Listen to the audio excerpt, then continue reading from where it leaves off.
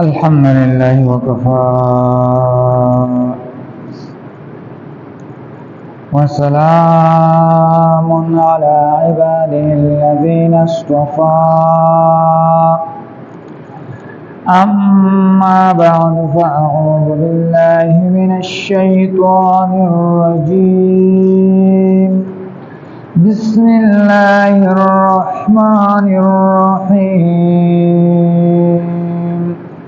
إنما جزاء الذين يحاربون الله ورسوله ويسعون في الأرض فسادا أن يقتلوا أو يصلبوا أو تقطع أيديهم وأرجلهم من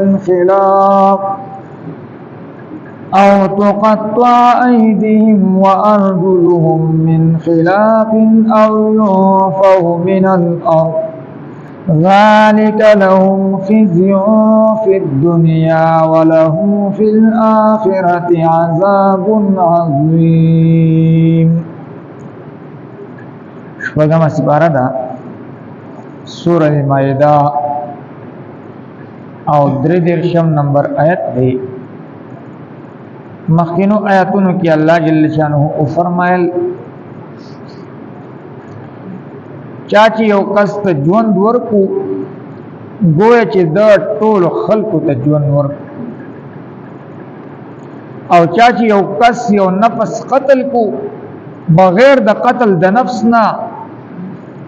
او یې پزمکه کې فساد وکړو گویا چې د ټول خلق چې دا قتل کړل. وس په دې آیت کې الله جل شانه فرمای انما جزاء الذين يحاربون الله ورسوله، بشک بدله د هغه کسانو چې دوی جنگ کوي د الله سره او د الله د رسول سره. د آیات شان نزول کې مختلف قسم واقعات دا ذکر شوی دي او جمهور حضرات وی دا نازل شوی دي د غرنیین قبیله مبارکی. غرنیین غرینا قبیله دا یو قبیله وا د دې څخه کسان مدینه منوره ته رال او اسلام راوړو. و د مدینه منوره ابو هوا په دی باندې ناموافق داراله، بس ټیټي اوپر سیدلی. نبی علیہ الصلوۃ والسلام ورته او فرمایل تاسو لار شي او پلانکیزه کې د صدقې او خان دي د اغي شهادت تاسو وسکي. دوی لارل ال تصوري وو دغه وخانو شهادت دای وسکل، نو دوی خشو صحت ورته میراو شو. نبی دوی سوچ وکړو چې دا شپونکې به قتل کو دا او خان دا به بوزو. بہرحال دوی اغا شپونکې قتل کو، دومره ظلم ورسره وکړو چې سیخانه ګرم کړل او په سترګو کې ول ورکړل. بیا هغه وبو مختلف دی او بور نکړلی او خانه روان کړل. صحابه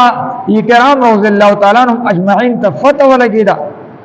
نو هغه په ډیر پته ځای باندې لاړ او دوی راوستل. بس بیان ته واغستو په طریقه باندې دا قتل کړو، بس په دې طریقه باندې دا موږ قتل کړل. نبی علیہ الصلوۃ والسلام او فرمایل دایو داګه ته وباسي او هم د شانته معامله د دوی سره وکړي، ځکه دوی سلام قتل کړي د ورسره او خان هم بوتلی. نو بس دوی چې قتل کړل شو پر سترګو کې ورتا ګرم سي خان دا ور کړل. نو الله جل شانه هو انما جزاء الذين يحاربون الله ورسوله، بشک بدله د هغه کسانو چې دوی جنگ کوي د الله سره او د الله د رسول سره. د الله سره جنگ کول سو پزمکه کې فساد کول، قتل کول، باقی اچول، دا ټول د الله سره چې دا جنگ دی.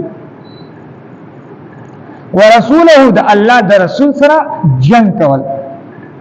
تاسو به د فیسبوک کې لیدلې یو کس لیکلی وای کو ته زما ډول نه ونی نو مولا زستا اذان دا نه منم. نو دا اذان دا د مولا نه دی، دا اصل کې د الله دی، ځکه په اذان کې د الله د وحدانیت بحث دی، د رسول الله صلی الله علیه وسلم د رسالت بحث دی په دې کې.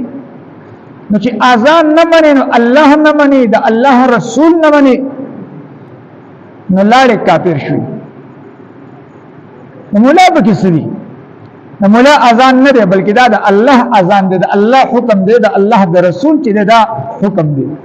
خو هغه ضد او عناد سړی راواخلي چې بس بیا هغه خپل غصه په مولا باندې چې دی دا سړی. نور اصل کې دا جنگ دا د الله سره دی، د الله د رسول سره چې دی دا جنگ دی. نو دا ډاکې چې په دې ځمکه کې کوي نو دا فساد خوري په دې ځمکه کې،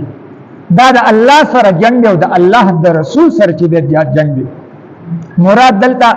باغیان دي او ډاکوان دي چې هغه ډاکې اچي لکه څنګه چې دغه عرمین قبيله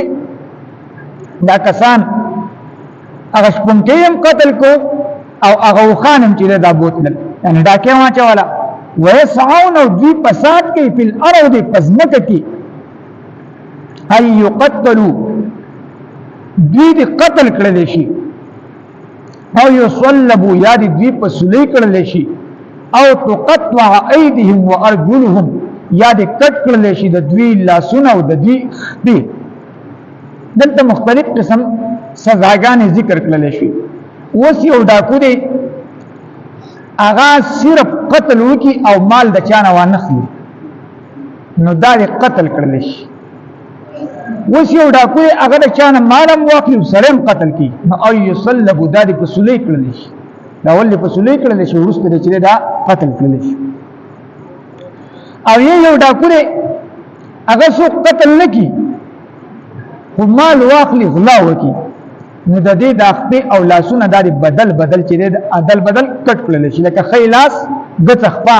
د دې کټ کړل شي. ځکه دا پزماکه کې فساد دی او چې یو کس سره داسې کار وکړل شي لکه شریعت چې کم احکام ذکر کړل، کوم حدود ذکر کړل دي، لکه مثلا قاتل دی دنه قصاص چې دا واخ نو د ټول خلکو په مخ کې یو میدان ته دارا واستل شي د دنه د قصاص واغستل شي به د اچا مجالم نشته چې دا قتل وکړي. یو مثلا بدکار دی زناکار دی او یو راوستل شي په کولاو میدان کې دا رجم کړل شي نو بیا د چا مجالم نشته چې دا بدکاری وکړي. غلاګانې کوي لکه د غل نه د ټول علاقه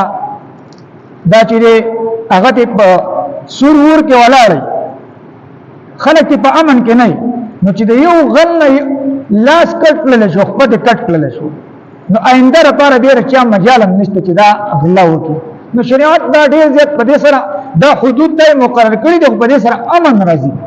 خو عجیب خبره ده نن په دې حدود باندې هغه عمل نشته. اوس مثلا زمون ملک پاکستان دی په دې کې دا کرپټ خلک دي نو که یو کرپټ سړی رانیولې او هغه نه د الله څخه کټ کړی وي نو بیا اچام غلا نشو کولای، نو وزیر اعظم شو کولای، نه جرنیل شو کولای، اچام چې دا نه شو کولای. خو مسله دا ده چې څه نشته بس د قران هغه احکام نافذ کیږي نه د قران احکام دای نافذ کړي او یو کس دا کار شي نو اچام هم دا کار دا نه کولای. دا مختلف قسم سزاګانې او جرمونه دا مختلف دي.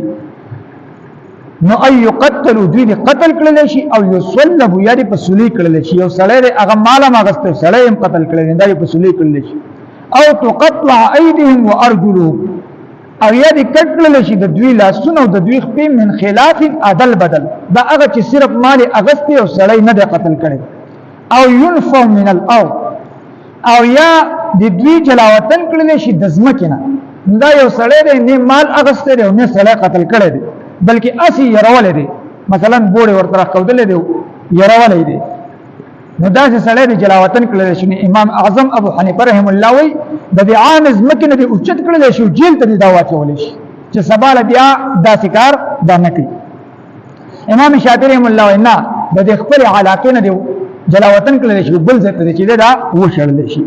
ذالک لهم خزي دا د دوی د پاره رسوایی د په دنیا په دنیا کې ولهم او د دوی د پاره فی الاخرته په اخرت کې عذاب عظیم عذاب لوی دی الا الذين تابوا مگر هغه کسان چې دوی توبه وستنه من قبل ان تقدروا عليهم مخکې د دینه چې تاسو قادر شي په دوی باندې یند دې په نیولو باندې غل غلای کړی نه تاسو نیول نه دي او هغه د نیولو نه مخکې توبه تایب شو توبه وستره نو د بنده حق هغه ورته نه موعد کی کمال اغستل هغه به د بنده ته دا واپس کوي او د شریعت چې کوم حق دی لکه مثلا لاس او خپکټ کول دا به بیا کټ کیږي نه دا ال چې کله د نیولو نه مخکې دا توبه وباسي او چې ونیول شو به توبه وباسي نو به دا توبه دغه کیږي نه بیا به لاس او خپا دا کټ کیږي فعلموا پسپوشي ان الله بشکل الله تعالی غفور بخون کې رحیم رحم کون کې انما جزاء الذين بشکا بدلا د هغه کسانو یحاربون الله دوی جنگ کوي د الله سره او رسوله او د الله د رسول سره ويسعون او دوی کوشش کوي په الارض پزمکه کې فسادن د فساد کولو ايو قتلوا دا چې دوی قتل کړل شي او يصلبوا یا پسلی کړل شي او تقطع یا کټ کړل شي ايديهم د دوی لاسونه وارجلهم او د دوی خپې من خلاف عدل بدل او ينفوا یا دوی جلا وطن کړل شي دوی وشړل شي من الارض دزمکنا ذالک لهم دا د دوی د پاره خزي رسوایی دا فی الدنیا په دنیا کې ولهم او د دوی د پاره فی الاخرته په آخرت کې عذاب عظیم عذاب لوی دی الا الذين مگر کسان تابو چې دوی توبه وستلا من قبل ان تقدروا عليهم مخکې د دینه چې تاسو قادر شئ د دې په نیولو باندې فعلموا پسپوا شئی ان اللہ بشک اللہ تعالی غفور بخون کے دے رحیم رحم کون کے دے انما جزاء الذین بشکا بدلا دا اغا کسانو یحاربون اللہ تدوی جنگ کئی دا اللہ سرا ورسوله او دا اللہ دا رسول سرا ویسعون او دوی کوشش کئی فی الارض پزمک کی فساد د فساد کولو ايو قتلوا دا چې دوی قتل کړل شي